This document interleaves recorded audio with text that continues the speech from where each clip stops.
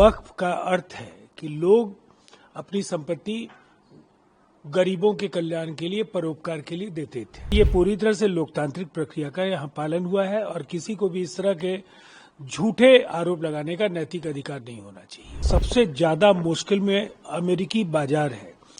न्यायिक विकल्प तो सबको उपलब्ध है और जो भी जाना चाहे तो किसी को क्या ऐतराज हो सकता है, लेकिन ये बिल्कुल तय है कि भ्रष्टाचार, बेईमानी, लूट खसोट के खिलाफ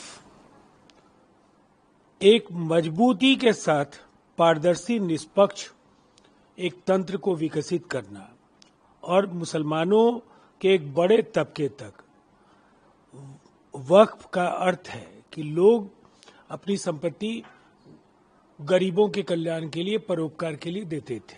सही अर्थों में उस वक्फ एस्टेट का इस्तेमाल उनके हित में हो, इसे सुनिश्चित करना इस कानून का मुख्य उद्देश्य है। ये आपके पार्टी में भी रहे हैं ललन सिंह, उन्होंने कहा केंद्रीय मंत्री कि जिस तरीके से जदयू में जो लोग इस्तीफा दिया है वो एआईएमआईएम का ढाका से उम्मीदवार था 2020 में और उसको 499 वोट मिले थे। आरजेडी को लालू यादव के भाषण को भी बात करनी चाहिए जिस तरीके से। देखिए, यही तो हैरानी है कि फिर मीडिया ऐसे तत्वों को क्यों नहीं शिनाख्त उनकी कर पाता है। ये कल रात भी मैंने कहा था कि ये पार्टी के सांगठनिक ढांचे में कहीं नहीं है। ये लोग एक तरफ अंसारी के बारे में, कासिम अंसारी के बारे में जो केंद्रीय मंत्री ललन सिंह जी ने कहा, और अब एक शाहनवाज मलिक के बारे में जो वीडियो वायरल है कि वो जन सुराज के हाल के एक प्रदर्शन में शामिल था।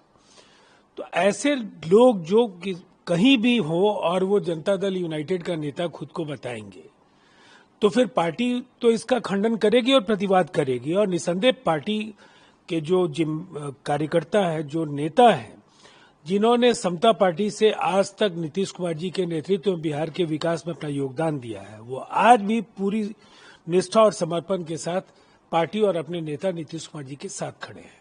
कोई भी समाचार माध्यमों को भी देखना चाहिए, इनमें कोई भी ऐसा व्यक्ति जो पार्टी का महत्वपूर्ण नेता आपको दिखा हो, एक निष्ठावान कार्यकर्ता दिखा हो, ऐसा नहीं है। कुछ लोग लेटर हेड छपवा करके और खुद को स्वघोषित नेता बताकर इस मौके पर राजनीति की रोटियां सेकना चाहते हैं और कुछ राजनीतिक दलों की मंशा उनके जरिए वो पूरी हो रही है।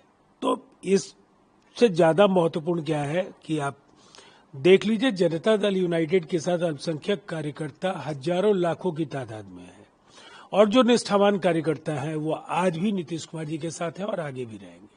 जिस तरीके से पीडीपी प्रमुख के मुफ्ती उन्होंने भी कहा कि ऐसा नहीं होना चाहिए था, अल्पसंख्यक मुसलमानों की एक संस्था और इस तरह से उनको बुलडोजर करने के लिए संसद में पारित किया गया। ये अच्छा, देखिए, सबसे पहले ये पूरी तरह से एक लोकतांत्रिक प्रक्रिया का पालन हुआ। जेपीसी विपक्ष की मांग पर गठित की गई। 284 पक्षकारों से बात हुई। 200 घंटे का वक्त दिया गया है इन बैठकों को चलाने में। 36 बैठकें हुई हैं और उसके बाद जो जनता दल यूनाइटेड का खुद का अनुभव है, इस बिल को पारदर्शी बनाना, निष्पक्ष बनाना और आम मुसलमानों को इसका लाभ ज्यादा से ज्यादा मिले, ऐसे प्रावधानों को सुनिश्चित करने के लिए हम लोगों ने आग्रह किया और हमारे जो सुझाव थे उसका समावेश इस बिल के मसौदे में है। इसीलिए ये पूरी तरह से लोकतांत्रिक प्रक्रिया का यहाँ पालन हुआ है और किसी को भी इस तरह के झूठे आरोप लगाने का नैतिक अधिकार नहीं होना चाहिए। कांग्रेस के सांसद गौरव गोगोई उन्होंने यूएस के टैरिफ पर पीएम मोदी पर मौन व्रत के लिए कहा। देखिए, रेसिप्रोकल टैरिफ केवल हिंदुस्तान के लिए एक चुनौती नहीं है।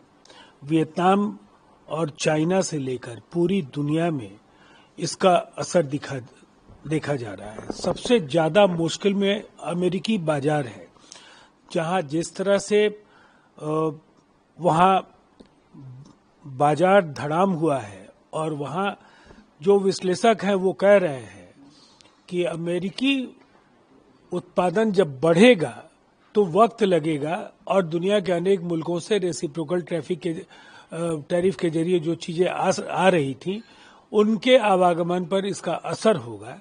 तो ये एक असंतुलन वैश्विक होना है इन चुनौतियों को हम अवसर में कैसे बदलेंगे, ये एक रणनीति है।